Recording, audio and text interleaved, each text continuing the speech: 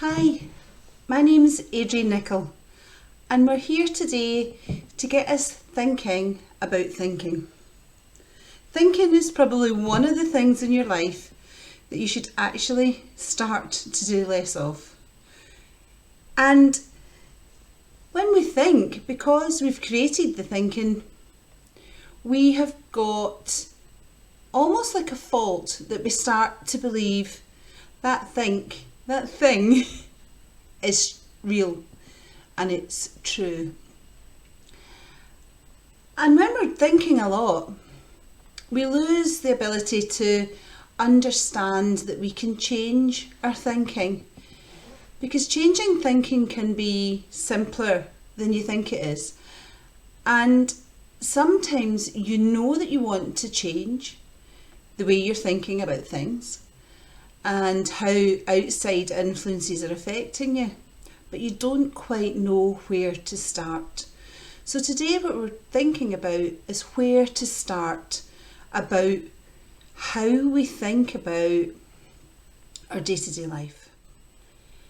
And you know that thinking leads to feelings, and feelings can really be tough to deal with when you've got so many other demands going on in your day-to-day life.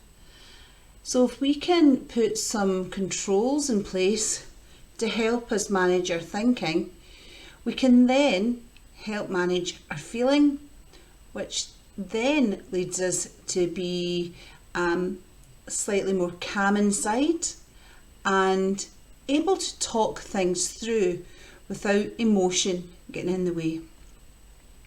So you've got the left brain, this is my left hand, might be mirror imaged, and you've got your right brain. And this side always runs emotion, and emotion will always take over. So if I use this, in between the left and the right brain, there's a thing sits there, the amygdala. So it just fires away all day long. And it's sitting making decisions and helping us how we feel. So it's thinking about fight, fright and freeze. Okay? And it goes all the way thinking about how to best protect its human being, which is you. But day-to-day stuff gets kind of stuck in here, right? So worries about home, worries about homework, worries about friends, worries about family life or pets, what to have for dinner, I forgot my homework. And this all's going to get stuck in here. So this then can't do the job that it's designed to do, which is always to close back down into a calm state. Okay, a calm state of mind. So we're going to start by doing this exercise.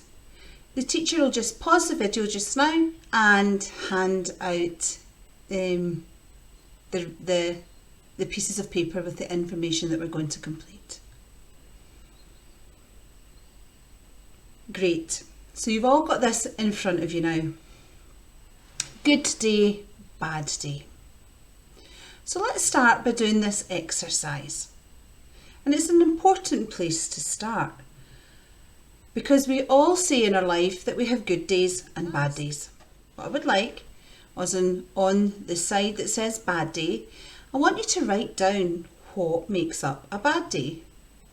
So you're thinking about everything that's been going on when you'd say, oh, I've had a rubbish day, or this day's really not going my way, or I really don't like today. And I want you to write down what happens. Now, whether that's events, feelings, thoughts, actions of others, your favourite thing you were wanting for lunch, it's ran out by the time you get there, those kind of things. So things that you would say makes you feel that you've had a bad day. And on the other side, what makes a good day? When you said, oh, that was a great day, I really enjoyed today was a good day. What is it that makes a good day? So we're going to pause the video and I'm going to tell you a story about blue skies. Because if you imagine your mind like a blue sky, okay, And some clouds blow in and they blow back out again. And that's all okay, because that's what happens. But every now and again a storm appears. And the storm's quite disruptive, and it can cause some concerns in our day. But it too will pass. So when there's a storm in our mind, it's almost like we can say it's just for now. But when we've had a few storms, we start to think that our mind is in a stormy state. But it's not, because the storm will pass. And if you ever have been lucky enough to go on an aeroplane on holiday, and we get lots of clouds in Scotland, it doesn't take too long until you're through the clouds and there's a bright blue sky. So our natural brain state is a clear blue sky, and every now and again we have some storm clouds. So just have a think about that for a minute. Because what we do is we start telling ourselves the story that our mind is really stormy. So thinking back to the storm cloud, the storm is almost like it's part of a process. There's a clear sky, the clouds start to gather, there's a storm, it rains, it might get windy, but the clouds will pass. And it's the same for stress and depression and anxiety. When we go to the doctors, our doctor will say to us that you're stressed or you're depressed. But really, stress and depression and anger and worry and nerves, they aren't nouns. They're not a pencil or a cup or a book or your desk. What they are is it's a process. So they're really verbs. Okay? They are verbs, they're doing words. So if thoughts, a good thought or a bad thought, weigh the same, let's think about how loud thoughts can be. Bad thoughts, not nice thoughts, can be very loud in our mind.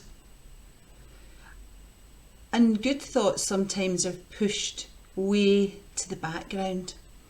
So think about it as kind of like a band, and the good thoughts are the singer up front and the drum kits at the back, which is your bad thoughts.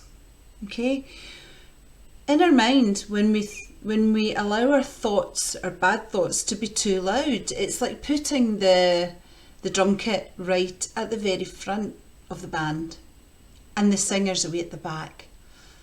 And that's not a good balance. So just like we thought about good thoughts and bad thoughts not weighing any difference, good thoughts and bad thoughts, we need to remember that we can turn down the volume in our bad thoughts because they don't need to be so loud. And we can give ourselves permission to turn up the volume on our good thoughts. And if we think about thoughts that play in our mind a lot, let's picture them like a large beach ball. And we can push the beach ball under the water. And we can keep it held underwater, but it takes some force to keep it held under the water. And it keeps pressure as we hold that beach ball down. But it's likely that as soon as you take your eyes off the beach ball, or take the pressure off the beach ball, that beach ball will pop up. And it will just spring up when you're least expecting it.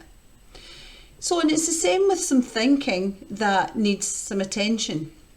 There is a phrase that says the more we resist to deal with something, the more that something persists. So we try to push it to the back of our mind, but we know that it's still in the mind. Just the same as holding down the beach ball. And the difficulty with not addressing what's happening is that that beach ball or that thought or anxiety or nerves can pop up at any time. It can pop up as we're going into an exam. It can pop up as we get onto the bus coming to school in the morning. It can pop up at lunchtime. And it makes it difficult to know when some anxiety or stress is going to appear in our life, because it can also appear when things are going well, because we've taken our eye off the beach ball and that beach ball's popped up. So it's good to get into the process of thinking things through and knowing that you can make changes to how you approach your thoughts. Another very handy tool is when we have a thought, is running it through this process. Is it a fact or is it just a thought? So I want you to just try that just now. When you think something negative about yourself, just close your eyes when I'm talking to you just now. You don't have to close your eyes. I can understand it maybe not feel comfortable in the class. But if something negative that you've said to yourself today, I just want you to check, is it a fact or is it a thought that you've had about yourself? And I'm guessing if it's negative, it's more than likely a thought that you've had about yourself today, because it won't be a fact. It's more likely to be a thought. So when we notice that our thoughts are loud or our thoughts feel heavy, just ask yourself the question, is this a fact or is it a thought? Because if it's a thought, you can change the way you think about it and make it better. So now we know a little bit more about our thinking, let's circle back to what we wrote down as a good day and a bad day.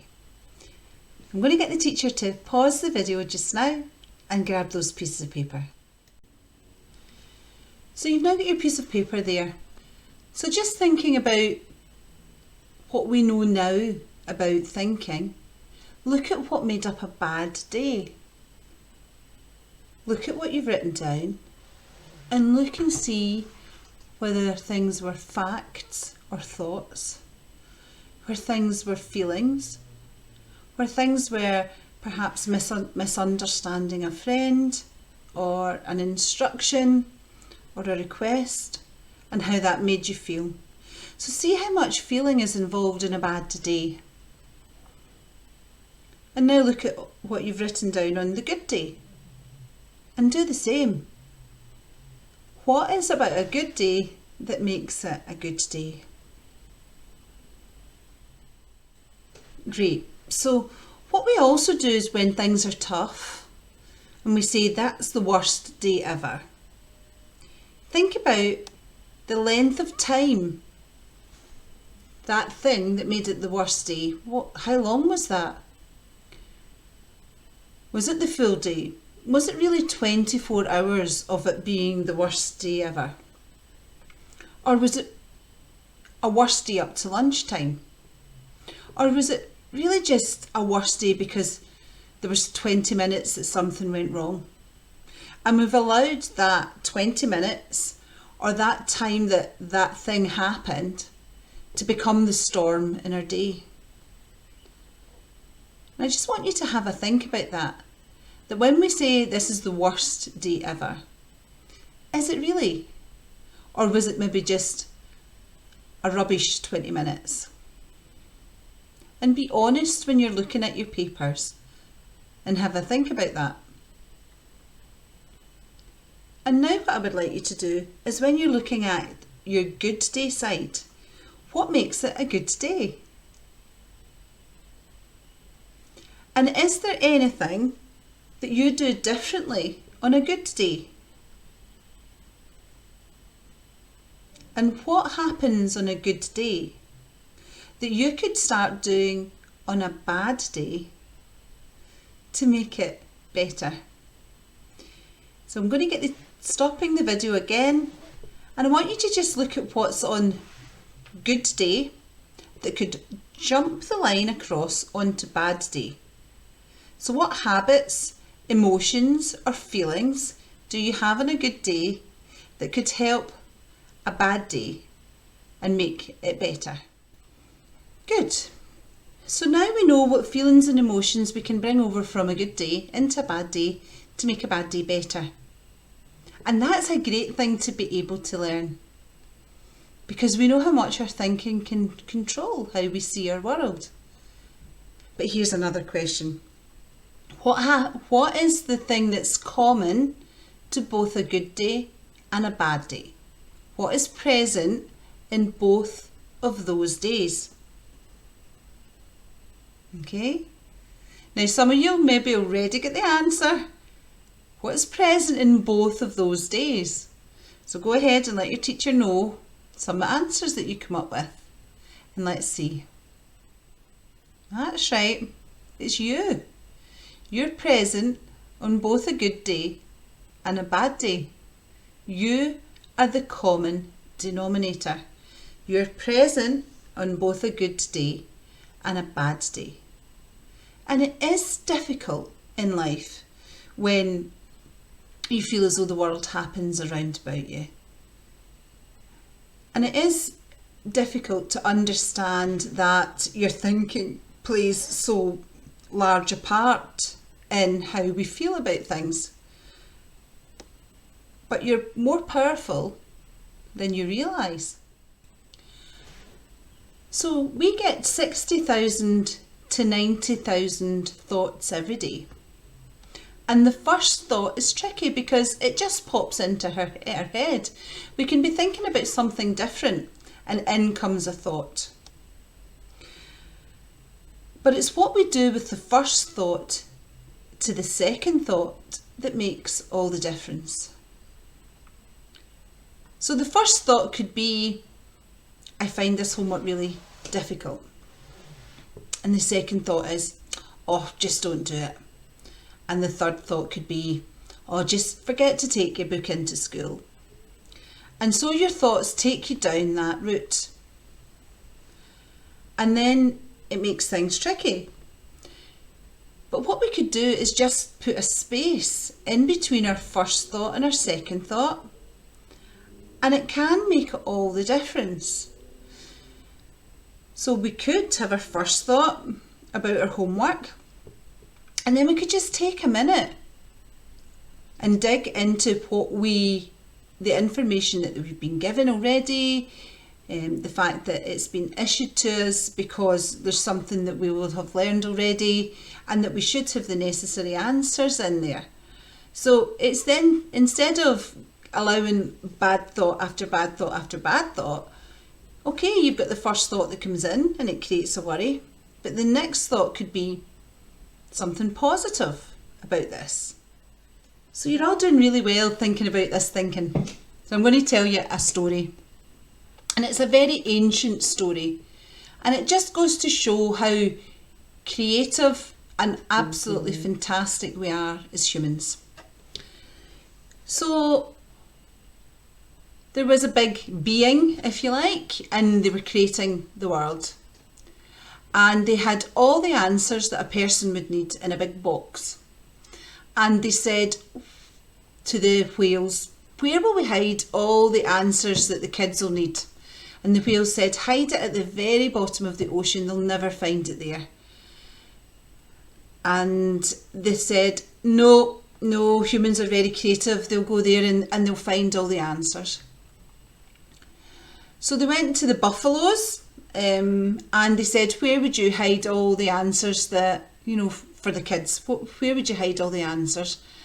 And they said, hide it really deep in the soil because they'll not find the answers there. And he said, oh, no, humans are very, very, very smart. They'll find the answers there. And then up popped a mole who's blind and small and could be easily overlooked. And the mole said, hide all the answers inside the young people's minds because they'll forget to look in there for all the answers to how they're feeling. So it's a good story to just let you know that you know more than you allow yourself to acknowledge, and that you do have enough resources inside to manage your thinking and to make you have a good day, and that you're always present in your life, and there will always be triggers outside and around you, but it's how you manage from thought number 1 to thought number 2 that will make the difference and allow you to have more good days more frequently.